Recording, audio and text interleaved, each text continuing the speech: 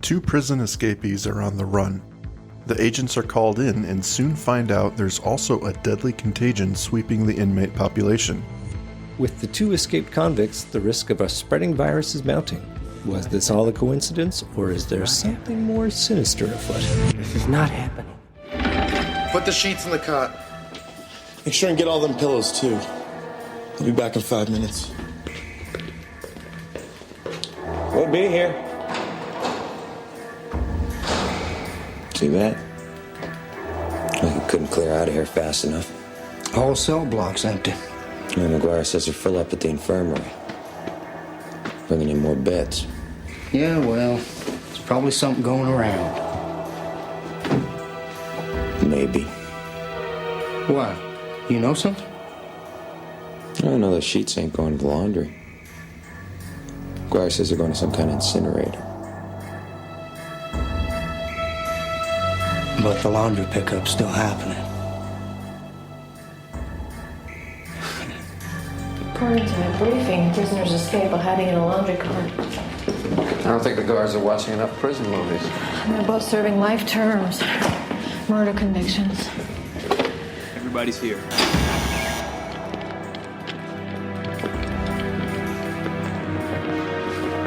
I thought this was about escaped prisoners.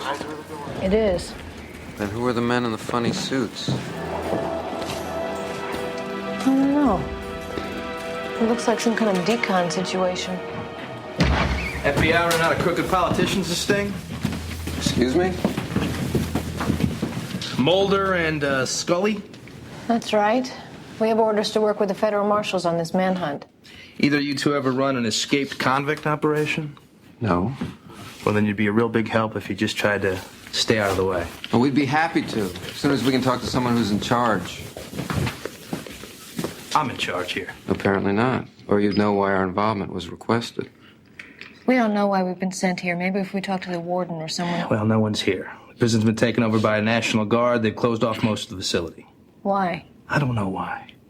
Federal Marshal's business isn't in here. It's out there trying to catch those two convicts.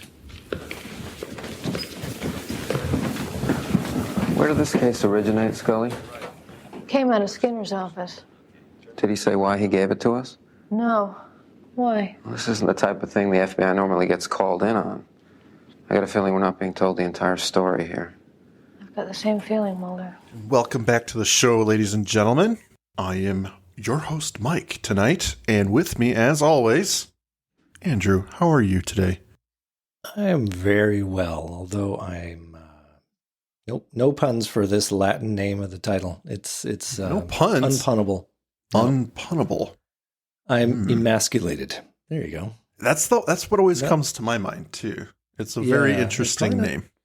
Probably not something you want to admit to either, but anyway, yeah, no, I'm good. I'm chuffed and looking forward to reviewing this one. I think I'm going to enjoy this a little bit more than the previous episode that we enjoyed.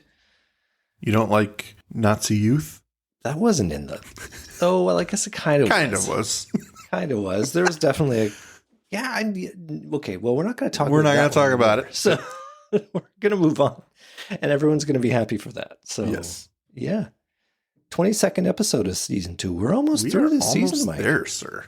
How are you feeling about that? I'm excited. Quite the accomplishment. Yeah. I think when we're done this, we should do season 8. Yeah.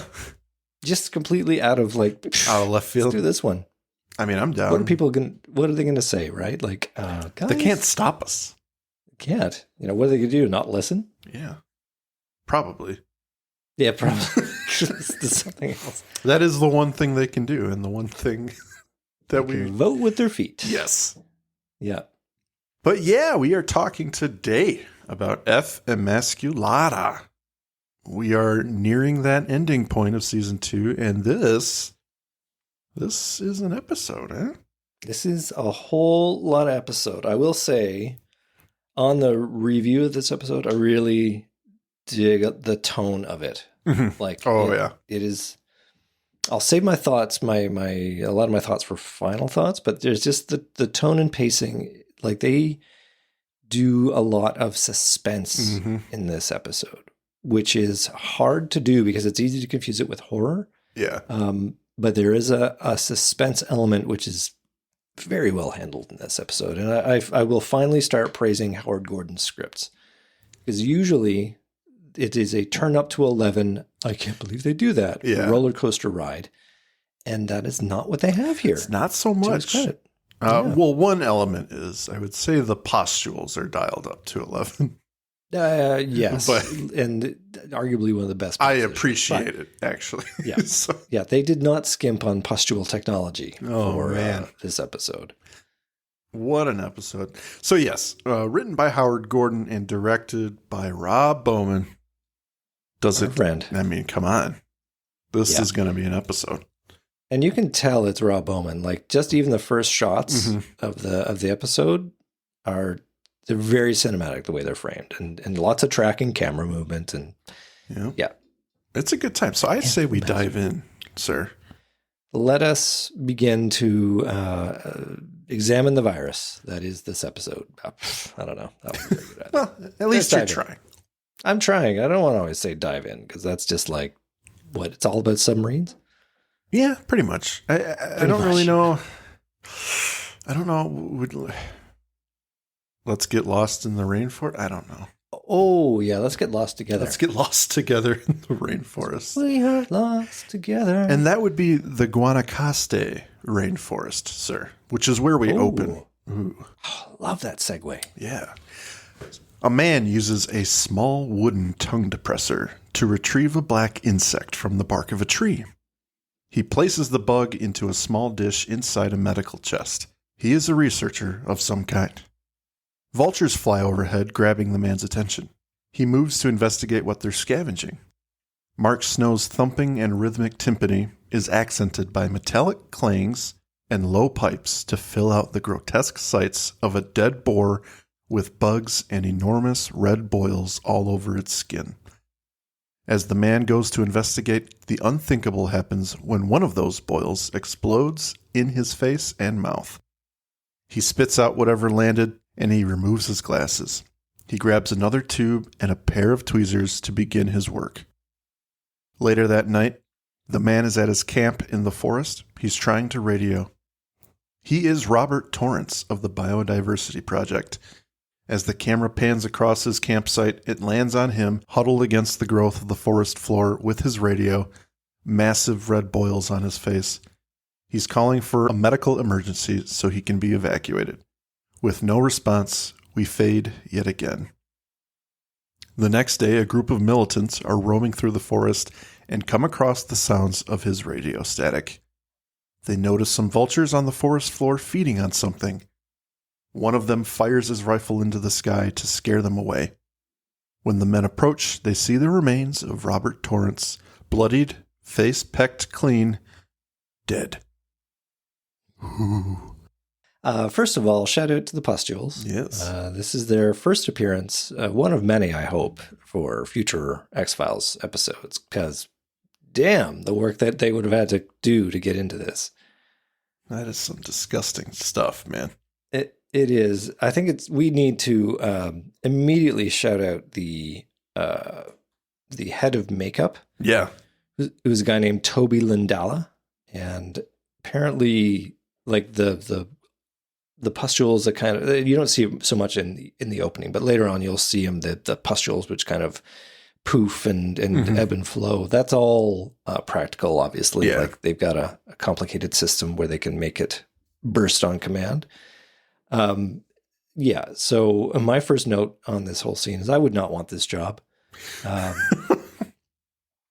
I think this is a minimum wage job where they haven't given him any PPE or training, apparently. Yeah. I think that this is some guy who's like, yeah, I know Columbia. I can go down there and go do down what you there. want. I'll do it for $5,000. And Maybe like, he just honestly, loves his job, sir.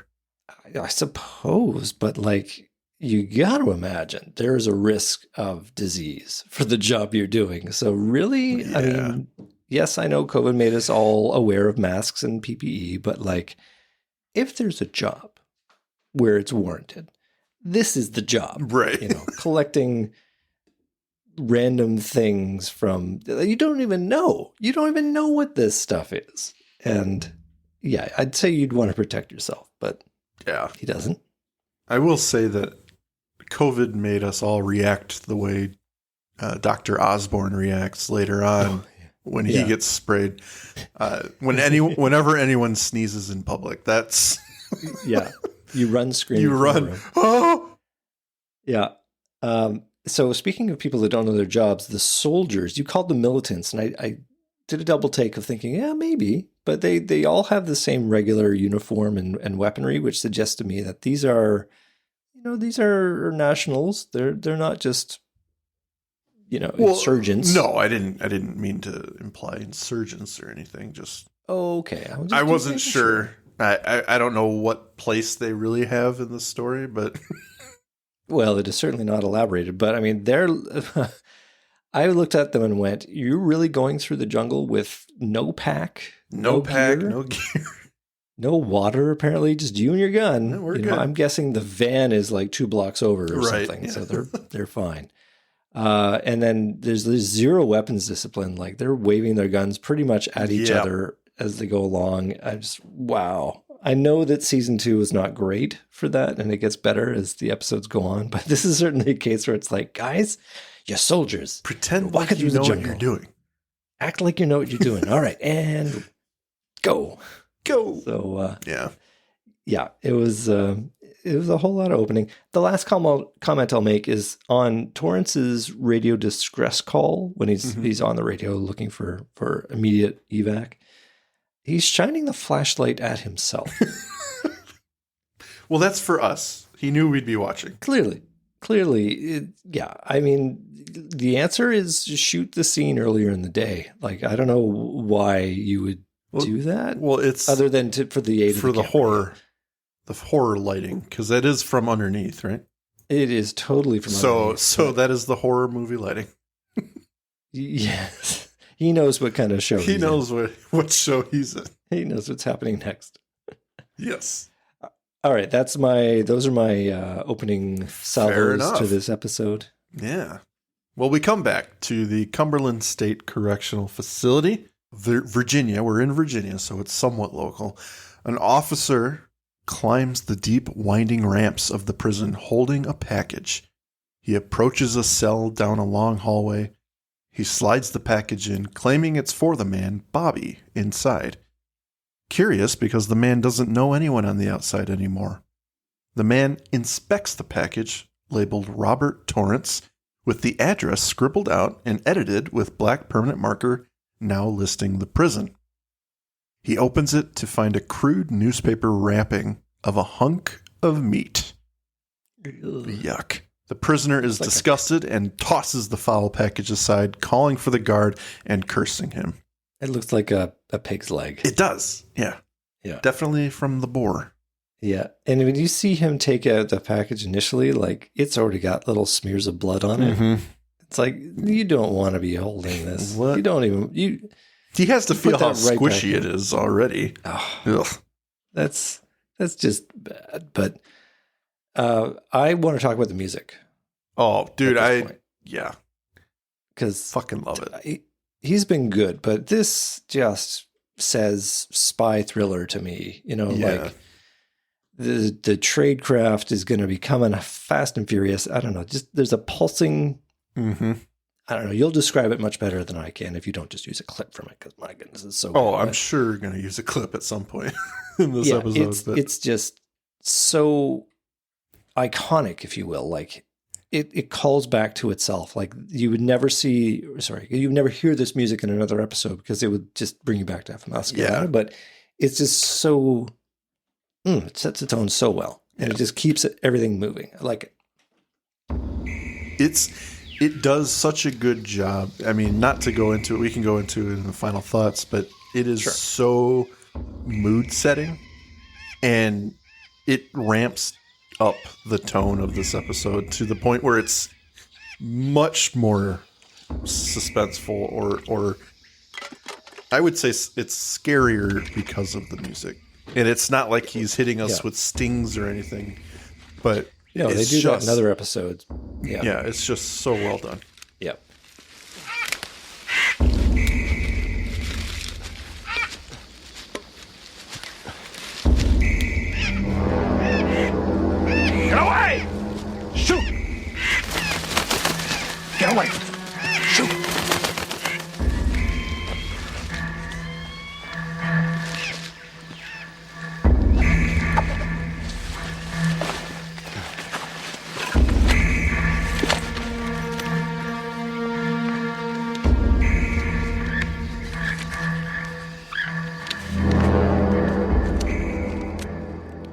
And how horrifying would it be to be trapped in a room with that thing? Yeah. Like, that is... Good Lord. It's just, yeah. I mean, I'd like to, we'll get into it in final thoughts, but I'd like to speculate on the plot, like why the powers that be decide to do this at all. Mm-hmm. But we'll talk about it because this is where it begins, right? They're using the correctional facility as the test bed to see how this works. Yep. So later that night, Bobby is sleeping. And he's awakened by a soft sloshing around his cell. He looks at the package being lit by a single beam of light. The boil on the leg is pulsing. Yuck. The very next shot is Bobby being tended to by doctors in hazmat suits asking if he's been exposed. They observe the massive bloody boils on his body. Something is incubating inside him extremely fast. They continue to study him and take notes on the cysts.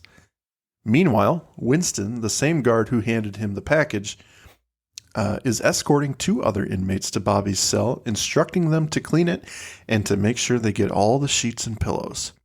He removes himself from the situation quickly. The 2 men discuss what's happening, and one has the idea that something big is going on. The 2 men hatch an unspoken plan to escape with the laundry pickup that's still happening. Interesting. Well, it's really smart, right? Because it means, like, you can tell everything you need to know about these guys. Yeah. They are, at least one of them is a thinker. He sees the opportunity that's going to be available here. And before I go further, the thinker, long-haired boy, is John Piper Ferguson, who also plays the detective in Christmas Carol. And I wanted to ask you, since we have discussed this previously, not X-Files related, what is he from, sir? Not X-Files related? Nope. But you like it. It's another show. Yeah. Jeez. I know we've talked about him. We have. Together. Oh, this is awful. Was it the little boy in Conduit? Yes, he was the little boy in Conduit. Advanced 30 years in just a year's time. He's got a condition. No. He plays the main baddie, James, at the end of Burn Notice. Oh, yeah. Well, the thing is, my wife and I are currently in the review of that right now. Really? And we haven't gotten to that season yet. Nice. I haven't We've seen all the other baddies, but I haven't watched it in about a year and a half, so I should probably get back to it. Yeah, you've got no other shows you want to watch? No other shows. No, we're back on Frasier again. My wife and I started that the other day. Well, if you wait just a little bit, they are rebooting. I know. That's kind of the idea. We're going to go over it again, and nice. Hopefully the new one's good. But I digress. So a little bit digression. Thanks for sticking with us through that little digression. So bringing it back, the 2 convicts are hatching a plan to escape the prison. And this is where Mulder and Scully arrive. That we don't need to see it. Another cool thing about this episode, we don't need to see a lot of these things to know what's happening. Same thing happened with Bobby Torrance and the other Bobby. So they have been assigned the case of 2 missing fugitives. They're a little confused as to why. They're being led in by some military. Mulder and Scully notice the hazmat suits behind one door as the U.S. Marshals enter. And here, I'll just give him a shout out because everyone loves him. Dean Norris. Right. Yeah. Gotta love him. One of his earlier roles, too. Like, he's a trim, lean guy in this episode. Yeah. He always plays the same fucking guy. Here he's a cop. He plays. This is what got him the role in Breaking Bad. Is it? Yeah. Well, I don't know exactly what. I'm sure he had the connections are there. Right? Oh, for sure. Yeah. But yeah, he plays a cop here. He plays a cop that doesn't actually get much of a scene in Terminator 2. He's a cop in The Negotiator, and he's a cop in Breaking Bad. Well, he fills a job, and you know what? He does it pretty fucking well. So, gotta love him. You look at his IMDb page, you'll probably see that he plays Santa Claus in some other movie. He's like, I gotta switch it up. And at the end of the movie, Santa Claus reveals himself to be an undercover cop. Undercover police. Yeah, totally.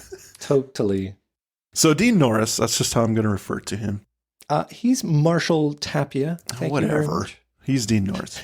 He's a bit put off by the FBI's involvement and doesn't know why they're there, despite being in charge himself. Mulder clarifies they were requested specifically, and they want to know what's going on. Dean is dismissive of the agents and tells them to just stay out of the way. The agents both agree that something else is happening here. This isn't the type of thing the FBI gets called in on. They're not being told the whole story. Mulder decides to tag along with the marshals while Scully stays to investigate the quarantine. I love this.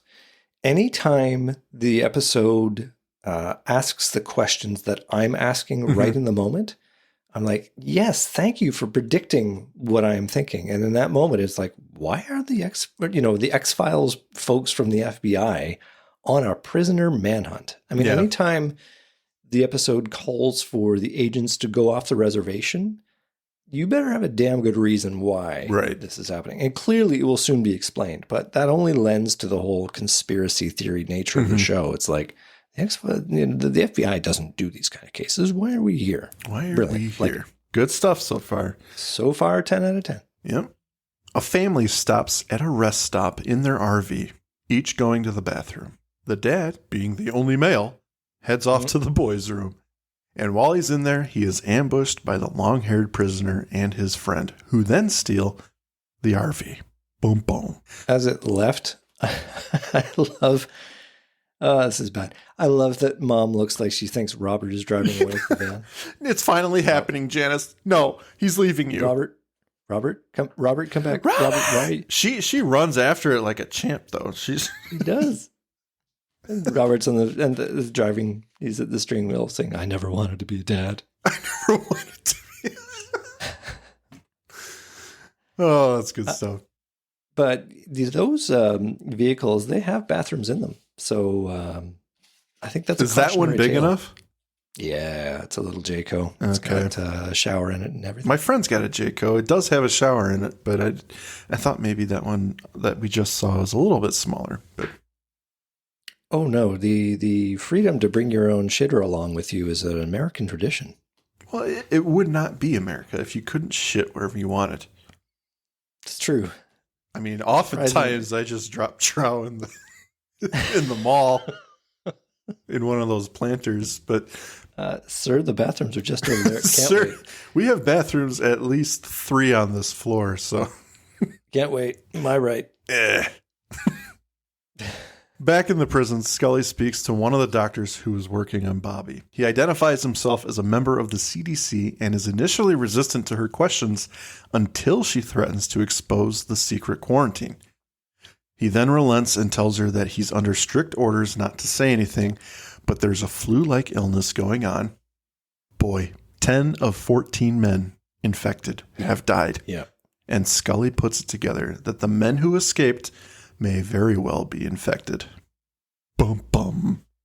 I got to say, I love Dr. Osborne. Yeah. And you've seen him in other stuff, right? He's a quality actor. He's, they chose him for a reason because he's got the egghead look to him, but it's also just his earnestness. Like you can tell that he's uncomfortable. Conflicted. Yeah. Yeah. He's well put together. I got a question for you, Mike. Yeah, yes, sir. Neither of us are, was it an epidemiologist who studies infectious diseases? At least I don't think you are. I know I'm not.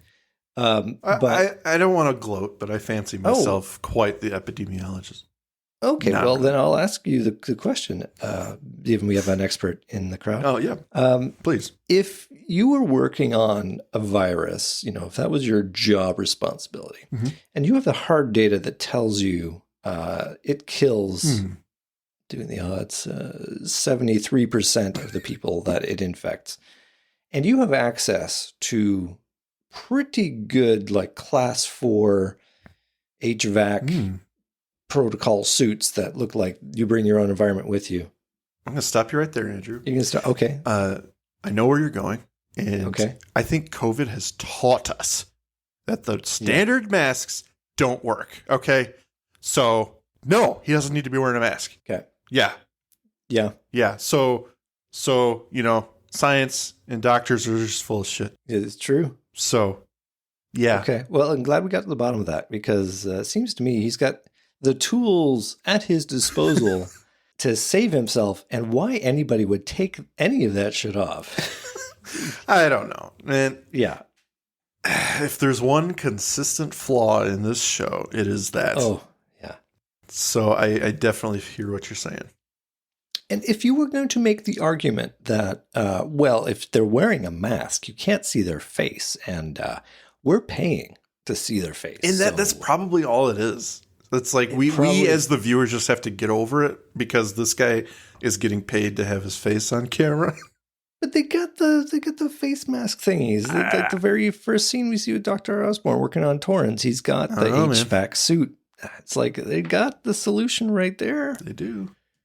He didn't want to be like this walking blow-up doll talking to Gillian Anderson. What it also is, though, is I think Outbreak came out the year before. In this year. Was it this year? There was a concern that there was going to be the comparison, but they're very different stories. Yeah. I think maybe because the cast of Outbreak are always in those suits, they maybe wanted to differentiate themselves just visually. Yeah, that makes sense. I'll forgive it. It's ridiculous, but I'll forgive it on a practical level, but on a story level, it's like, what? What the fuck? What are you thinking? Yeah, not a chance I'd be stepping foot in this place without a hazmat suit. Yeah. At all times. Yeah. But okay, so Scully calls Mulder as he arrives with the marshals to the crime scene at the rest stop. Poor daddy is dead. Mm-hmm. She tells him what's happening and that the sickness is working extremely fast. The other doctor approaches Scully to demand she leave. She stands firm and lets him know she's a federal agent and needs to know if the convicts her partner is pursuing are infected. She makes some demands of her own, doesn't she? She wants to see charts and have access to the infirmary despite the man's big dicking. You'll see what I let you see. Yeah.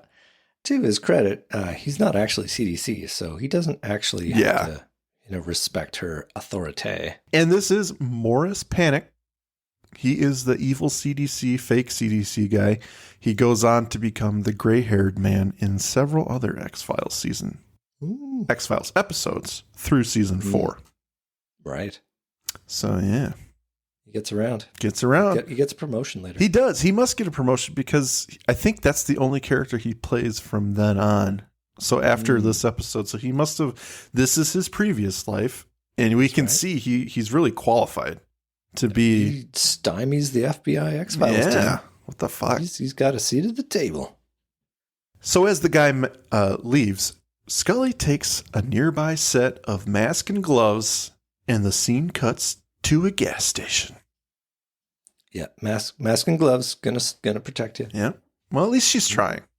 She's trying, definitely. They're hinting at it, so they're not oblivious to the fact people should be gearing up. Well, again, Howard Gordon. 10 out of 14 people have died. So that is some pretty big odds. I think it's enough for her to take notice of like, I better maybe throw on a pair of gloves when I go in there to poke and prod at this thing. Yeah, just in case. Just in case. Okay, so the convicts are gassing up their RV. It's late at night. The long-haired convict, Paul, calls his girlfriend at a nearby payphone and tells her he's coming home. Meanwhile, the attendant goes to see the apparently abandoned RV at the pump. He checks the bathroom only to find the other convict on the floor, boils on his face, and he's in a deep sweat. Sick. The attendant is then blindsided by Paul, and we cut back to the prison. Scully goes to the incinerator room quietly. She investigates and notices a series of bags stacked at the end of the room. She puts on her gear and cuts one open. It's Bobby's. Dr. Osborn surprises her and frantically begins trying to close the bag up again. In the commotion, he is sprayed by one of the boils and runs off, terrified of what has just happened.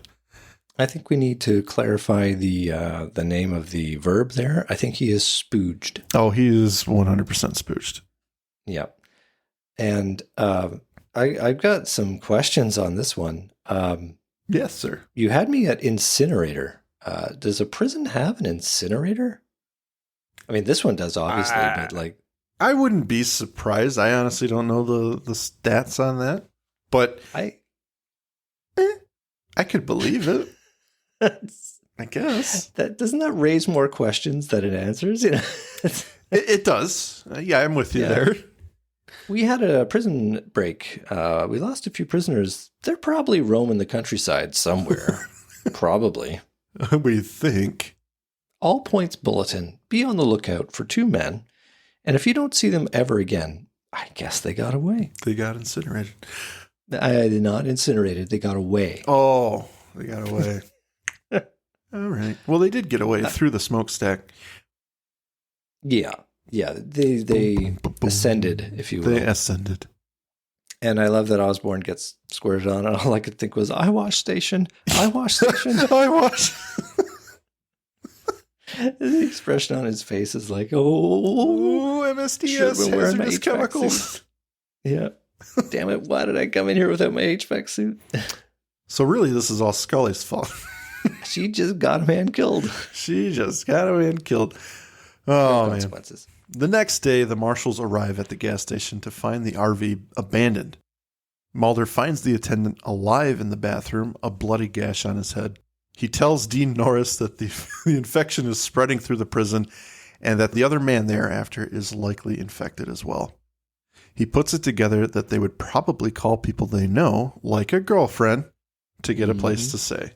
Mulder, at least once, is using his superpower, right? Well, more than that. I mean, first of all, I love this moment where he's like going to use his skills to do a thing which will advance the plot rather than just be swept along by events.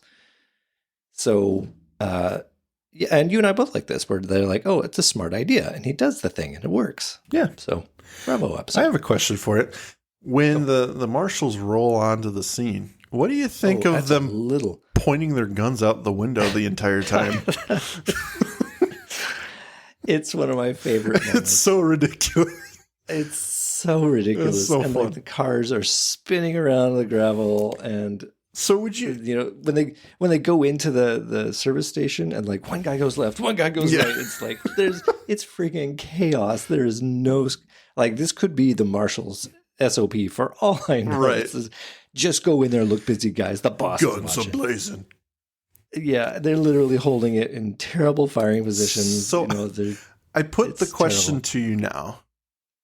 Is Howard Gordon taking the minimalist approach to his 11 in this episode? Like, he's got it in there, but it's in much smaller doses.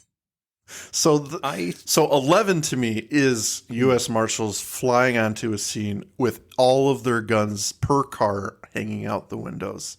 That's 11 for an arrival, at least. When you think car arrivals, I think that's pretty up there. Well, in a way, I'm going to defend Howard Gordon because I think that probably the script itself is probably this is probably 3 sentences, which go like the marshals descend upon the gas station and with ruthless efficiency spread out and cover the ground, and it's quickly apparent within a minute of their search that their quarry is long gone. And then that's up to Rob Bowman to interpret that script and decide how it's going to look. So I think this is Rob Bowman's fault. This is all Rob Bowman deciding we're going to have car chase and guns hanging out the window and guys dropping and rolling and smoke going into the. They don't go throwing flashbangs around, but they could have. They could have. They could have. That would have been. They would have launched it from the car from the highway before they actually arrived. Right. Yeah, I could see that. So flashbang. It is totally 11 out of 10 over the top in terms of the response. You are correct, sir. Okay. Yeah. Well, that's good to know. So after Mulder predicts that they probably called someone they knew, he checks the payphone to get the records of the last call made from the booth. But before he gets his answer, a helicopter with CDC agents arrives, and they put the attendant in a hyperbaric chamber and load him into the chopper. It takes off without a word. The attendant is visibly shaken. He is terrified. This is not the last time they'll pull this gag either. No, they write from their own, they rip from their own pages for the movie in doing this. Yeah, they do. And we came up with a name when we reviewed the movie. Super for science the, bubble. the super science bubble thingy. Yeah. I like it better here because that guy, as they drag him away, is like, Oh my God. yeah. But just to clarify your point, Mulder does get the answer he was looking for. He does. From the operator. I meant before she actually says it and the helicopter arrives. But yes, he does indeed He get can't his hear, answer. has to get her to repeat it. Yeah. Yeah. But does a thing. And now, I don't know about you, but in the throes of COVID, when it was, I don't know where it was where you are, but was it the case that when someone was not even confirmed, but had a possible chance of being infected with COVID, did they bring the helicopter in with the super science bubble thingy to get that person Every to time. a testing station? Every time? Every time. I thought that happened where we were too, but I never experienced it myself. No. Well, I will say that, knock on wood, I have yet to get COVID. So I also have yet to get COVID. I feel Will we like do the last two. Are you a gamer at all? I am. Okay. I feel like we should have achievement popped Ooh, yes. noises totally. at this point. So, Yeah. ba-dink, you survived the pandemic. But yeah, I have not had it. My wife and stepson have twice. Oh, And somehow I managed to get through on the same house. But yeah, every time, there were all these super science bubbles going down the streets at all times. Through your neighborhood. Yeah. Yeah. Well, that's typical government response, right? Getting these helicopters on standby. Oh, absolutely. Yeah. No, they took it seriously. I will want to reference this as a data point for when we talk about the overall objective of this test or whatever it was from the powers that be that ran this experiment. Why it was so important to collect this attendant and bring him presumably back to the prison. Interesting. I mean, to be incinerated. I'm interested to hear your thought. Okay, just flag that for later. All right. Paul now arrives at his girlfriend's house. They embrace. He tells her he's got a friend with him, but when they look at him, man, he is in some bad shape. Yeah. Yikes. Scully, meanwhile, is calling in the package address from Bobby's cell, trying to figure out who sent it. The agent she's speaking to tells her, and she's taken aback. She calls Mulder to tell him it was sent by Pink Pharmaceuticals. They verify each other's information about the boils and the fear that it could spread to the wider population. After she hangs up, Scully extracts a bug from one of the boils on one of the men in the incinerator room. She's going to be doing some science. And to be fair, she is wearing a mask at this point, but that doesn't stop her from doing the whole previous phone call without. And there are open bodies there. Yeah. I don't know. This is COVID awareness 2023, Andrew talking, but like, I suppose. So I lived in Toronto in 2005 when SARS-1 hit. And that was the level of response we're seeing out of Scully. It's like, oh shit, this is a news item. Yeah, I don't recall Should I be washing my ever hands? seeing any masks during Wear no SARS. masks. I mean, some people wore masks. We went to hospitals, we wore masks, but the average civilian was like, oh, Yeah, damn, it was just. I guess I should probably do something. It was just like a little blip on our radar. It wasn't really a thing. It was actually contained. Yeah. But now, like, holy crap, looking at this through modern eyes, it's like, are you nuts? What are you 10 out doing? of 14. I come back to those numbers. It's like, you know, you're a scientist, apparently. Oof. Yeah. Well, But she what does can put you the do? mask on to extract the bug, to Yeah. marginal credit. If I was in that situation, I'd be like, I want one of those HVAC suits. Yeah. Please, thank you. Just being in the room. Yeah. Apparently they got them to spare. Yeah. So Paul's girlfriend is now tending to the sickly convict. When she goes to leave, he pulls her close and begs her for help. But just then, the massive boil on his face ruptures and sprays her with white gelatinous fluid. An ungodly amount rarely seen outside hardcore porno. So if you freeze framed this shot, you would be like, this is one of two things. Yeah, it's probably perfectly innocent. This is a hardcore porno, or Yep. it's Emasculata by the X-Files. Or both. Or both. The reaction she has to being spooked, though, is Yeah. probably the only thing that saves her, to be honest. Yeah. It's like, eyewash station. Eyewash station. Oh my God. That's Oh. disgusting. Yeah, oh, geez. Again, the prosthetic effect on Larry or whatever his name is. That was blows up. Absolutely disgusting. Oh, yeah. That thing was growing to ungodly size before it burst, but I think he knew what was going to happen. Yeah. He was like, I'm taking her. I'm taking one more out. Yeah, I'm not going down alone. She goes to clean herself off, and the marshals arrive and detain her, looking for Paul, but he's nowhere to be found. Baby upset. Yeah, it never works out well for the kids in these shows, does it? Yeah. Back at the prison, Dr. Osborne finds Scully and levels with her. They aren't the CDC, and he's been infected. The doctors work for Pink Pharmaceuticals. He relays the info about the missing scientist and that they were studying the insects for new products. The bug carries the parasites that attacks the immune system. The pustules are full of larvae that burrow into a new host when they explode. It's here that the doctor tells Scully she was there when it exploded and she may also be infected. We're just figuring this out now. Yeah. What about the fact that she's standing like 6 inches away from this guy's pustule? Like, Yeah. Did that not make you want to be like, oh, I'm going to get my 6 feet now, thank you? Yeah, get the fuck away from me, Dr. Osborne. I'm sorry. Yeah. Wait, does that make this guy Dr. Oz? Yes. It really does. Only a much better one, perhaps. Yeah, I'll take this one. Mulder goes to see Skinner, claiming that they've been deceived. CSM speaks from the shadows and asks about what Mulder knows of the situation. Case. What is the accusation, Agent Mulder?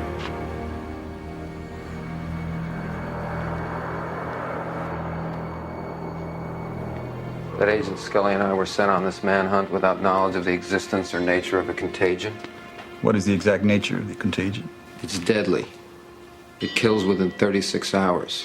One escaped convict was infected. He's dead now. The other man may be infected, and he's on the loose. Does anyone know how it's communicated? Whether it's a virus or bacteria? No, we just know that over a dozen men have died from it, and it appears to be highly contagious. Then you don't know much, Agent Mulder. Why weren't we told the truth? We didn't know the truth. What we knew would only have slowed you down. But innocent people could be infected. What you knew could have prevented that. How? In 1988, there was an outbreak of hemorrhagic fever in Sacramento, California. The truth would have caused panic. Panic would have cost lives. We controlled the disease by controlling the information. You can't protect the public by lying to them. It's done every day. I won't be a party to it. How about you? You're a party to it already. How many people are being infected while you stand here not doing your job? 10? 20? What's the truth, Agent Mulder? Mulder gets very stern here, and he will not be a party to lying to the public, Andrew. Oh, my goodness. He wants to spread the news to the public about the risk, but he is directed not to because of the panic it would cause. What do you think about that, Andrew? How often is that ever true? I mean, I guess it's a this or that scenario, right? Like you can't really judge the absolutism of that phrase, because if you did tell people, it would be a completely different reaction. But on the whole, it is often a trope that we can't release this information to the public for fear of the panic that would ensue.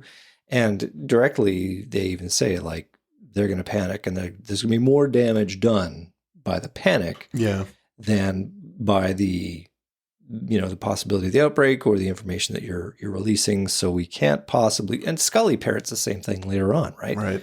But I think that's not necessarily true. It's never a tactic you would hear about in this era of TV storytelling or possibly public policy. Right.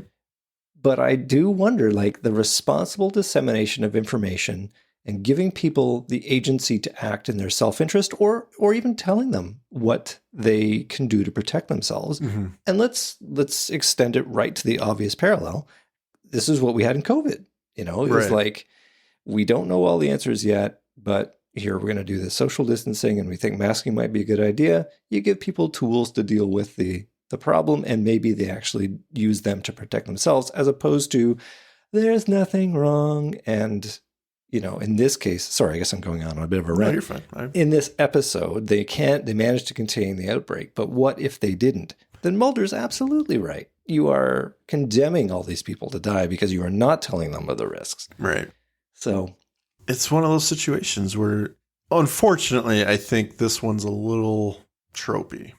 oh, totally. So it brings the episode down a little bit because it's like, all right, you didn't have to go that route. You could have come up with something a little bit different to make it more compelling, Yeah. to give Mulder another reason why he didn't say anything or something. But or maybe just axe that whole notion altogether and do something else. I don't know. Yeah. But yeah, I mean, so. it's a little weak for me, just given what we know from current pandemic. Yeah. But obviously they didn't know about that in 94. For when sure. they're doing Obviously this. not. So But yeah, I do wish sorry? no, I guess I could throw it a little bit of a bone only because I could see this being an actual stance, but probably in the 50s. You know, Yes. because Well, it was a Chris Carter's simpler happy time, place you know? is like the he casts all his villains in this absolutist black and white paradigm, right? Yeah. Like, you know, my way is the right way, and there are consequences, but they are worth it for the cause, and that's Mhm. essentially what CSM is doing here. Yeah. But I don't know. It's so nanny state, right? Like. Mhm. No American would like to have information kept from them if they were asked. So I do not subscribe to this idea that we can't disseminate information for fear of the panic it would cause. Yeah.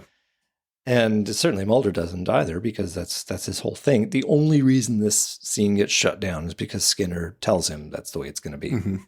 And then CSM does this thing like, you're putting more people at risk by not doing your job. Yeah. But again, here's another data point, another flag I would plant in the sand here for this whole thing of what's the reason for this? What's the plan at play? Why is Mulder involved at all? And what does this CSM have? You know, what is his motivation for getting Mulder to do his job? What is the job he needs to do? Like, it's all very loose in terms of why the CSM is here and why any of this is happening. We'll get into it. We'll get into it. I just Yeah. wanted to, again, Absolutely. put a third underline. So please. So continue. Scully calls Mulder as he leaves the FBI offices, and she tells him this whole thing was no accident and the government would have to know about it. The National Guard is there protecting Pink Pharmaceuticals. Mulder tries to explain to Scully that they need to go public, and to his dismay, she agrees with his superiors. The risks to the public are far too great if they release the info too soon. Oh, I believe we just had that whole discussion. We did. After they end the call, Scully and Osborn prepare the test that will tell them if she's infected. Speaking of withholding information. Yeah. It's like, What? I can't tell you that I might be infected and dying, as I didn't want you to, worry about it. She's being motherly. She doesn't want to scare the Mulder pup. Well, I guess she is practicing what she preaches, though. Yeah, that's true. She is being consistent. Oh, by the way, I might be infected. Click. Straight to voicemail. Scully. You ditching me. So I wanted to ask you, they're preparing this test. How does this work, Andrew? Oh, yes. Okay. I was wondering if we were getting into this. I, first of all, would just like to say, I think I would prefer this test for infection rather than putting a probe up your nose. I don't know how many rapid tests you've done, but it's been a few. yeah. I always look at that and go, well, I know they're 70% effective and I think I'm doing it right, but they always come back with, I'm negative, but at least the test that they're proposing here is that the insect's going to bite her. It's going to inject her with something that if she's infected will react with the thing that gets injected. And then when they do a blood sample, they will see the parasites. So that is what, And it's a bit flaky, but that is what Osborn is proposing here. Okay. That works for me. I have watched this episode countless times throughout my life, and I never fully understood how this works. I had to rewind and watch it again. So I'm like, why are you doing it like this?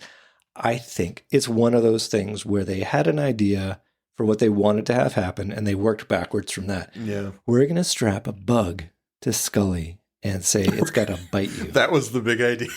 That was the big idea. So that's where this episode came from. Well, and also the fact that they were retrieving these bugs from the rainforest, and they needed to bring back the bug. Yeah. Okay. Later on in the movie, it's going to sting her just before a big moment. All right. Revenge of the Bugs. So Mulder now takes this time to visit the girlfriend. In a quarantine box, the girlfriend sits alone. He wants to convince her to help him and tell him where her boyfriend is. She's extremely combative and accuses Mulder of lying when he talks about the illness. It's here, I think, Andrew, where they do dial up the corn factor and make her this moral compass of Mulder's brain.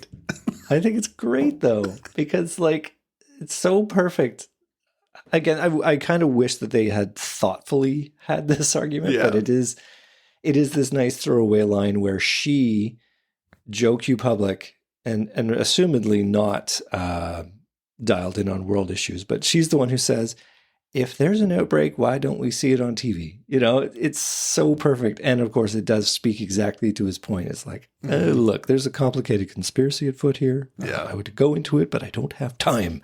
He pleads with her softly, and eventually she relents and tells him off camera. He's got a bus ticket, and he's going to be headed to Toronto. The marshals need to get to the station ASAP. At the bus station, Paul is at the clerk's desk with a massive boil on his cheek, and the clerk is visibly disgusted as he requests a ticket. I'm sorry, we have a zero pustule policy on this bus. I gotta be honest, I think I would turn him away. I'd be like, you need to go get that looked at. Yeah. I think, normally I charge a surcharge for that, but today, we're done. We're full. I'm sorry, sir. With a boil that size, you're going to have to buy 2 tickets. I'd like one for Toronto, and my boil would like first class. First class. It's got a little top hat. Back to Scully's procedure. Before the test can be completed, Dr. Osborn collapses. His sickness is overtaking him. He is down with the sickness. Yes, he is now down with the sickness. His body has hit the floor. She puts him in a hyperbaric chamber as he tells her to complete the test. On his deathbed, he says he didn't want to take the secrets to the grave, so he confided in Scully. And don't believe for a second that this was an isolated incident. Ooh. I have a question for you. Where is the part of this episode where they work on the cure? Well, that's Emasculata too. Oh, right. Well, that's later on when we talk about what would make this a better episode and what the sequel would be. But it's conspicuously absent. And I think that a couple shots of penicillin would probably kill the invaders. Well, yeah, I think so. Yeah, I mean, that is totally not addressed. It's like, no, there's no way to treat this at all. We haven't even tried. So basically, Pink Pharmaceuticals is like, let's just keep it contained to the prison, let the infected people die, and hopefully it just goes away. Sheltering in place. I think that Pink Pharmaceuticals has a controlling interest in this correctional facility, and the cost of prisoners' upkeep is getting a bit out of hand. It's a for-profit prison. Well, it is, but funding's been cut. Their allocation from the state has gone down, and they need to reduce their head count. Yeah, so, they need to make some room for some new heads. Yeah, exactly. So Scully begins finishing the test in Osborn's absence, putting the insect's blood on a dish and examining it under the microscope. Without changing shots, she looks through the lens, waits a minute, and then removes her mask relieved. She's okay. I gotta say, I didn't read that scene this way. No? No, but first of all, the close-up of the test is terrible because, like, she takes out the little syringe and dabs it onto the slide, and it doesn't really... It doesn't do anything, really. It's the slightest whiff of red, and like, okay, I guess you can read a sample off of that. Like, I think the props department, they fell down just on a this little one. bit there, yeah. I think they invested too much in pustule technology and not so much on this particular effect. But, all right, I get you. But my read on this scene is that she has to sort of prepare herself to look at the results. And that you don't exit this scene knowing that she's in fact got the result that she wants. Like, I think that she knows, but I didn't get enough to go, oh, really? She's going to be fine. No, I thought that was implied by the mask removal. And then when she bursts out of the doors, she's got just the slightest whiff of a smile. Well, that's where I took it. But for me, it was she takes the mask off because she has absolutely no clue about PPE and how to use it. Well, the test is done. I'm done performing the test now that now everything should be fine. I don't need a mask anymore because I'm done performing the test. Okay, I'm rewatching it. I see why you would interpret it that way. Yeah, okay. It looks like relief to me, but I could be wrong. think that there's just a stress element there. I don't know. I understand it from your perspective now. I just gotcha. They've just been so inconsistent about the masks and what they do. It's like, okay, sure. And if she's infected, like, what is it going to matter if she's wearing the mask or not? True. Yeah. Well, yeah, now that I think about it, if she wasn't infected, why wouldn't she keep the mask on? Yeah, exactly. I guess I better wear this all the time now. No, I think what she'd know is that the sample is infected. So she's infected, and therefore it doesn't matter if she wears a mask anymore. Gotcha. But if she wasn't infected, then I got you. Yeah. Anyway, it was a little gimmick. She returns to the hall to tell Dr. Osborne, but he's gone. Back at the bus station, a woman is chasing her son through the station as he boards the bus to his uncle's house. This is, what's her face? Chilton Crane. She plays the mom. We saw her in Miracle Man, and we will again see her as Max Fennick's fake sister in season 4. I like her as Max Fennick's fake sister. The mom roles are completely inconsequential. Yes. Yes. Yeah. Considering she's sending her kid on a death ride to Toronto. Yeah, pretty much. You can give your mom a hug. It's going to be your last. Yeah. Every one of the people on this bus gets put into a super science bubble and shipped off. Oh, yeah. They're just going to send this bus into the incinerator. That's right. Everybody, move quick. Come down this way. Go into the special room. Don't worry. There's an incinerator at the end of the hallway. If you could just proceed directly. Just keep walking. Yeah. It'll be very painless. Ugh. The kid gets on the bus, and he is grabbed by Paul, who asks the time in a very disturbing manner. And the kid is horrified to see the boil. The world's largest pustule. Yeah. Ugh. Scully rushes to the incinerator room to find the bodies are all burned up, including Dr. Osborne's. The man who has been giving her static refuses to give her any information and continues to claim they work for the CDC. With some dark words, he says, no one will corroborate whatever story she has, and be glad this is all under control. The marshals arrive at the bus station in search for Paul. Mulder asks the clerk, who then gestures in the background with her hand at how disgusting this thing was. I don't know if you saw that. Yeah. She begins to, anyway, but Mulder points right to where the pustule was. She's like, you couldn't miss him. Mulder tells Dean Norris he's infected, and the realization sets in that this is even more dire than he thought. Scully calls and tells Mulder that everything at the prison has been incinerated. If Mulder wants the truth to get out, the prisoner is their last chance, and he's going to need to make a statement. The marshals escort passengers off buses, but Mulder makes the play to engage the prisoner himself and give him no alternative but to turn himself in. When he asks the bus driver if Paul has boarded the bus, I love this part. The bus driver, despite being told the situation, chooses to opt for being extremely obvious when pointing him out, as if nothing could go wrong.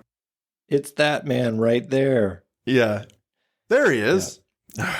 That bothers me so Nothing much. about this episode is allowed to go right. Come on. Nah. Turned up to 11, remember? So Paul, exiting the bus bathroom, catches wind of the finger being pointed at him and takes the little boy hostage. The plan has gone to hell. Go! Move the damn bus! You got over 24 U.S. Marshals out there, Paul. How far are you gonna get?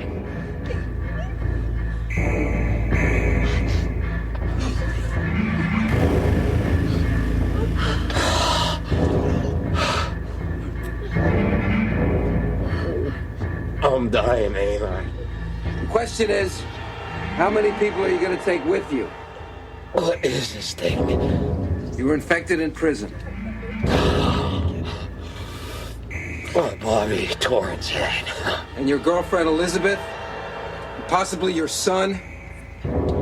How many more people do you want to expose? It came from that package in Bobby's cell, didn't it? You saw a package? What the hell was it?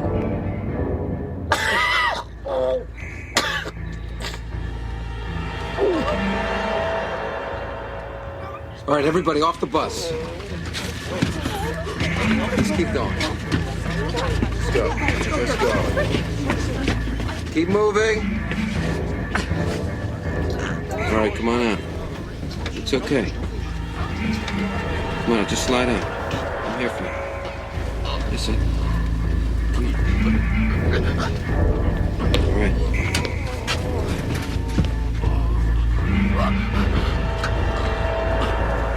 All right, Paul, what was in that package? Paul, what was in that package? A pharmaceutical company was using you as a guinea pig. If you tell me what was in that package, I'll make sure they don't get away with it. Come on, Paul, you remember. Tell me.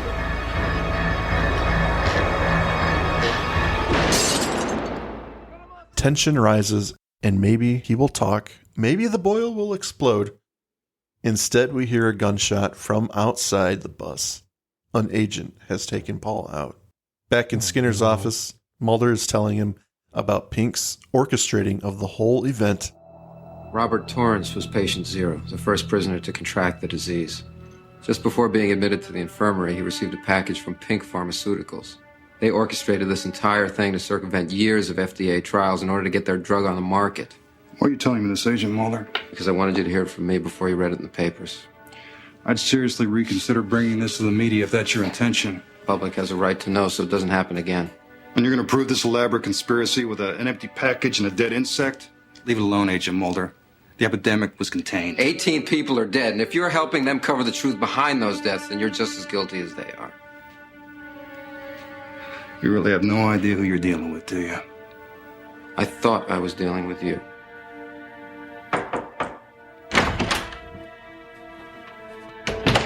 You can't prove a thing, Mulder. They've made sure of it. What are you talking about? The Costa Rican government just faxed me the report on the missing scientist. His name was Robert Torrance, the same as our prisoner. It was their failsafe in case it ever came to this, so they could blame it on a simple postal error. A mistake.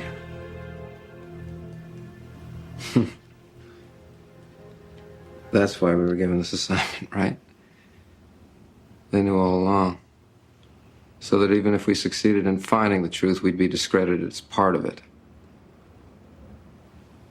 Am I right? Am I right? You never had a chance, Agent Mulder. For every step you take, they're 3 steps ahead. Well, what about you? Where do you stand? I stand right on the line that you keep crossing. Come on, let's go. Agent Mulder.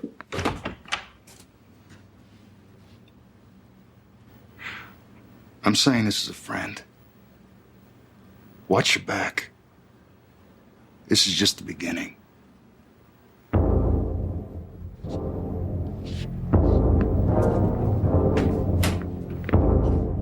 They used the mail to pretend to accidentally send it to the wrong man as a failsafe in case word ever got out. I want to take exception to that particular plot twist. Yeah. I mean, as misdirections go, I think it's full of shit. It's like, well, they could have picked a better name. Well, sure, but why would the dude send it to himself? Because he's the guy who found it in he is the rainforest. guy, but like it's sent from Pink to the guy. prison, to the guy. Yeah. Well, anyway, his fourth data point for the huge discussion on the master plot. Anyway, that's good for me. To end the episode, Skinner tells Mulder to watch his back. This is just the beginning. Is it, though? This is a great example where Skinner, you don't know where he stands at this point in the show. Mm-hmm. He's been such a hard ass. He has seemingly aligned himself with the CSM. And then just at the end of the episode, you give this little ray of, I'm telling you as a friend, watch your back. So really, it's that little line of, who is Skinner? Do we know who he is? I don't know. This is the beginning where you start to get a picture of who this guy is. And I like it. I like it a lot. For me, it describes him as he knows when to back off because this is over their head. This is, in a sense, not just over their head because of CSM, but there's not much he can do and there's not much Mulder can do. So all Skinner's doing right now is sideline stuff. He can watch this unfold, but he knows that there's nothing he can do that's going to make a difference. And he has to, at the same time, keep Mulder in line so he doesn't get himself killed. Or he doesn't want to lose an agent as a result of, supporting him in a way that's unrealistic. But maybe there's also an element of he would normally just sort of try and keep his head down and do his work and try and make the small differences he can. But Mulder maybe brings out that optimism in him. Like, maybe I can put my finger on the scales from time to time and help. Yeah. There are small glimmers of hope with Skinner throughout the first few seasons. And I think Mitch Pileggi, he's just a master at playing that obscure role where you don't know what his motives are. You don't know that center line he's always towing, like we just heard.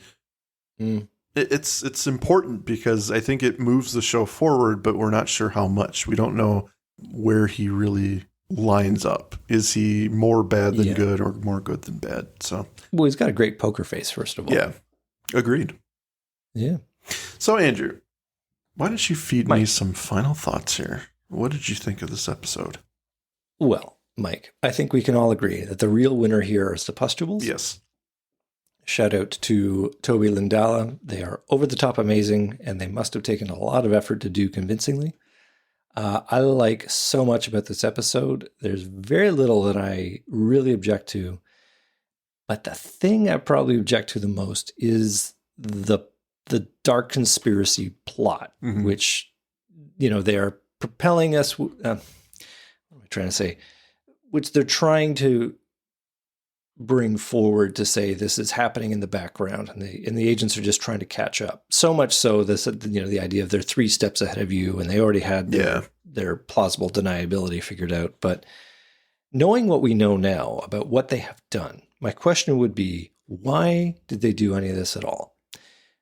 I would guess, if I was to answer my own question, they are experimenting on the real world virility of this strain and what the insect can do, and chose the prison as their test bed for it.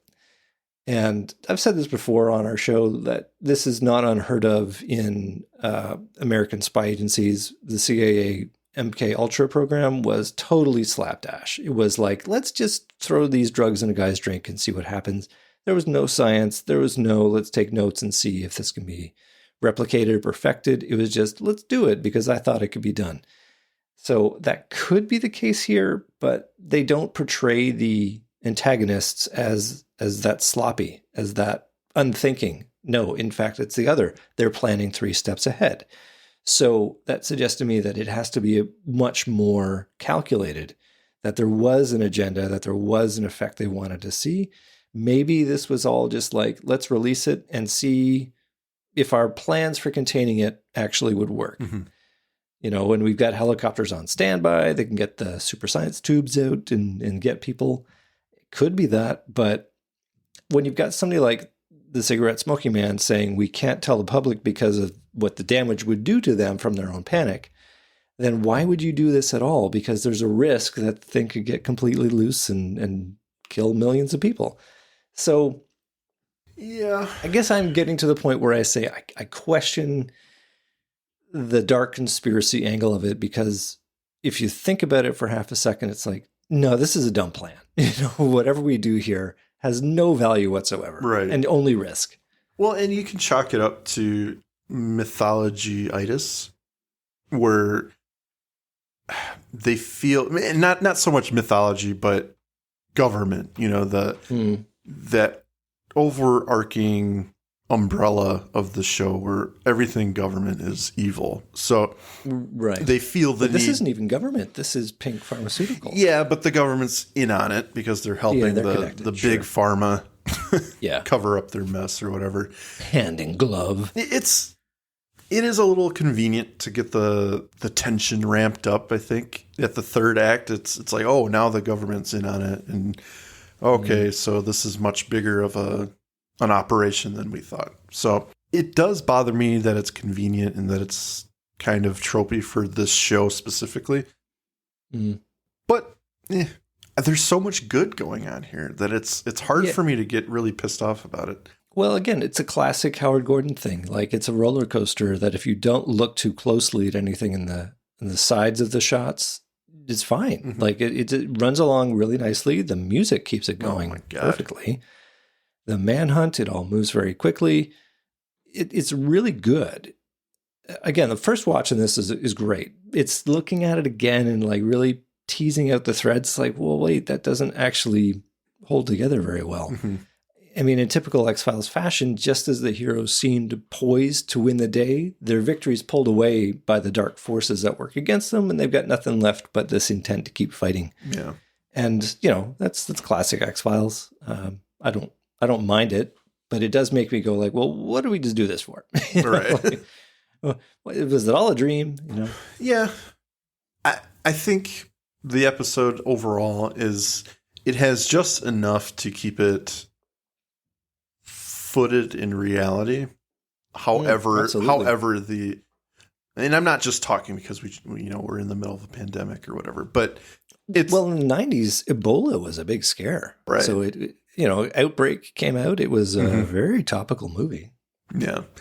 At the end of the day, I give the convenience of the government conspiracy just kind of like a hand wave, because of course that's going to be the fallback on this whole thing. The government with the capital G. And well, that's Chris Carter's favorite boogeyman. Yeah. So it doesn't play a big enough role for me to be upset about it. And it's not as egregious as some other stuff in this show. So you were balancing with your hands so that the listeners can know what you're doing. Yeah. Yeah. It's like you got to weigh sometimes. And yeah, I still love this episode. If I'm going to point the finger at anything, it's the whole like innocence related to viruses and infection, and just like, wearing some face masks and horrible, practices in terms of getting real close to somebody else when they're infected. It's like, that's the biggest. And because it's Scully, that's the worst offense here. It's Scully, and she knows better. Yeah. So when she is written into these scenarios where she is flaunting her ignorance, it's like, I don't believe it. Yeah. And that brings me out. So that probably is the biggest flaw for me. I can hand wave the darker plot as sure, it is what it is. It happened and there's no debating it. Yeah. But it's like when you have evidence of who a character is and they act a certain way and then they do this thing, it's like, but I don't believe that. That's where the problem comes. Her doctorness needs to come into play a little bit more. A little bit more. Yep. So, yeah, let's go on to some listener comments, sir. Absolutely. You have that ready? I did. Here it is. Okay. Well, the first is a lovely back and forth between Matt Conrad and Liza M, where they They have a lot of love for the pustules, which, as we've indicated, is the best thing of the show. So totally agree with that. The first real comment here is Emily Messenger. I view F. Emasculata as the quintessential X-File, as a quintessential X-File. Yes, not the quintessential X-File. Creepy crawlies, check. Scully's utter lack of PPE or medical decorum when dealing with a communicable disease, check. Mulder being insubordinate and shitty to Skinner, check. No evidence at the end of any wrongdoing by the government, check. Okay. Good stuff. Interesting point. Possible, is this cigarette smoking man a government employee? He is. Probably not, actually, huh? I mean, shadow government? Yeah, employee? shadow government. The guy pulling the switches. Yeah. And did he even do anything wrong? I mean, we don't know. I don't think he had anything, like he didn't know this was going to happen, but he sure is a part of the cleanup or whatever. I think he does. Like, he knows everything that goes on. Yeah. So I think he was there to make sure that Skinner and Mulder are doing what they're supposed to do in this little experiment, whatever it was. But absolutely, the check marks for everything else, I agree with. But yeah, definitely. And I do think CSM was there. This is where I think CSM comes in. He heard about this thing that Pink Pharmaceuticals got into, this problem, and they're calling on the government for help. Yeah. And he knew that putting the X-Files team on it would just help his cause at discrediting them. If something goes wrong, then I got some people in play that I can move around the board. Yeah, that's fair. Liza M responds to that with some affirmative. That sounds about right. I decided a few rewatches ago to believe that some piece of PPE, for example, latex gloves, just symbolizes the rest of it. Which I'm going to watch it like that from now on because that works for me. Yeah. Same with gun safety, etc. As long as you throw in like one element out of 20, the plot armor will kick in. Motivated reasoning at its best. Your brain just fills in the gaps. That's right. You know, there was a nod to what you were intending. Therefore, it is totally factually correct. Yeah. And Matt responding to that says, come on, it was the 90s. Nobody knew about germ theory back then. What a blissfully ignorant time. Liza M. in her own comment before that probably. F. Emasculata, some great visuals, but way less satisfying than Dr. Pimple Popper. Oh, yeah. Well, there is no physical popping of the pimples in this. So that's true. It is a miss. Poop. Oh, well. Yeah. Still great comments. Appreciate everyone chiming in. Even Maddie Conrad here singing, these are a few of my favorite things with no context whatsoever. Love it. I'm sure he's liking Kalusari. That's really what it was. Which is interesting. I would like to hear that opinion. I kind of wish he had given us some insight into that because that one was rough. Perhaps his lack of comment is a comment in and of itself. Yeah. Yes. Very, very astute. So here's a question for you. Yeah. Seeing as we haven't gone on enough about this episode, but never. Is there much mythology in this episode, given that they've rolled out the cigarette smoking man? Do you think that this could be viewed, if you sort of slanted your eyes and looked left a bit, as fitting into the whole Are you asking me if Deep Throat would need to be here if he was in it? Is that what you're asking me? Yeah, ultimately. Young at heart or whatever.